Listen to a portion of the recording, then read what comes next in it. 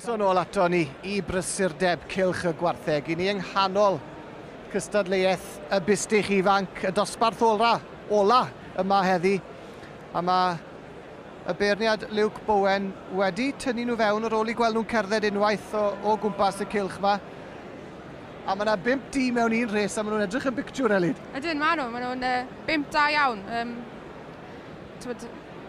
Sy'n byd I wahaniaethu rhwng oes e? Na. Pwy mor debyg I nhw, ond mae yna un wedi cael ei ddewis yn y safle cyntaf ar hyn o bryd, Berwyn, a ti di ffansio hwn o'r dechrau'n deg. Do, mae jyst rhywbeth yn byty, mae'n tynnu llygar chi, mae blewyn bach smart iawn na, mae'n gywir iawn.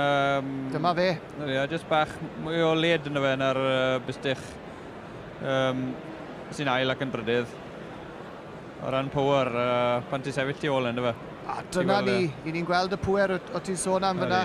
Mae gynffon reit mewn am ollol sgwar a llydan dros I blatiau yna dy.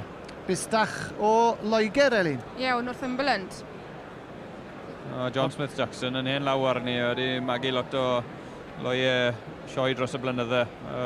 Sy'n ni'n meddwl, da'r tro gyntaf iddo fe lawr a ni fel I Llanelwedd fan hyn, sy'n ni'n meddwl. Wy'n mynd I gweld yma o'r blaen, ond...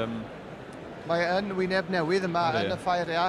Ddim yn wyneb newydd I chi sydd yn gyfarwydd ar syrcet fel petai a wedi bod yn yr Agri-Expos a'r ffeiriau haf, ffeiriau geia eraill. Mae yn wyneb cyfarwydd, ond fel wedys ti tro cyntaf I fe fod fan hyn yn y ffairia.